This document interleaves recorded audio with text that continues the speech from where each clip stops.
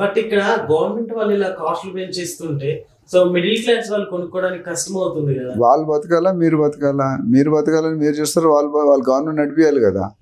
Government నడిపింటే వాళ్ళకి డబ్బులు కావాలి. 7 లక్షల కోట్లు అప్పు ఉన్నది, దాని వడ్డీ కట్టడానికి మళ్ళీ అప్పు చేస్తున్నాం. మరి ఎక్కడో దగ్గర మనకి డబ్బులు కావాలంటే ఇప్పుడు అంతకుముందు అగ్రికల్చర్లో మనకి బాగా ఇన్కమ్ ఉంటుంది. మనం చిన్నప్పుడు మనం పుట్టినప్పుడు ఓన్లీ అగ్రికల్చర్ అనేది బతికేది ఇండియా 95%.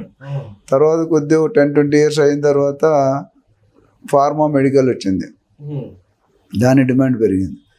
దాని తర్వాత ఏమైంది, electrical, mechanical, electronics, computers, IT, AI, software, ఇంక అన్నీ కూడా వచ్చాయి.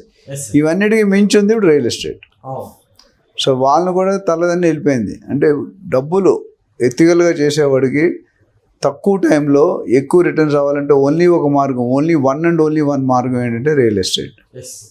కాకపోతే రియల్ ఎస్టేట్ మంచి ప్రాపర్టీ క్లియర్ టైటిల్తో కొనుక్కొని EC income certificate legal opinion కొనుక్కుంటే బెటర్. ఏమీ లేకుండా సింహం నవ్వింది కదని ఫోటోగ్రాఫ్ తీసుకొని ఫటాఫట్ తక్కువ వస్తుంది కొనేస్తే ఆ ఫోటోలు ఎవరూ కనిపించదు, సింహం ఒకరితే కనిపిస్తుంది.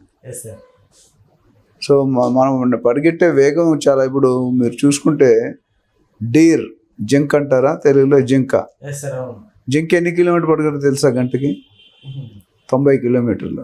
సింహం ఎన్ని కిలోమీటర్ పరిగెడుతుంది తెలుసా? 60 కిలోమీటర్లు. కానీ అప్పటికి జింక్ ఓడిపోతుంది. ఎందుకు? కాన్ఫిడెన్స్. వెనక్కి తిరిగి చూసే టైంలో అయిపోతుంది. అట్లనే మనకు కాన్ఫిడెంట్ ఉండాలి. మనం రియల్ ఎస్టేట్ ఎంత లేట్ చేస్తే అంత ఎక్కువ రేటు పెట్టాలి. Simple formula. నువ్వు ఎంత డిలే, ఇప్పుడు లాస్ట్ 5 ఇయర్స్ బ్యాక్ కొనుక్కుంటే ఎంత ఉండేది? ఎక్స్ రేట్ ఉండేది. 2017లో 40 కోట్లు ఉండేది ఎకరం. సో దాన్ని బట్టే కదా మన స్క్వేర్ ఫీట్ కానీ స్క్వేర్ యార్డ్ రేట్ కానీ డిసైడ్ అయ్యేది. 2018లో బ్యాంకులో డబ్బులు వేసుకుంటే 7% పర్ మంత్ పర్ యానం వస్తుంది.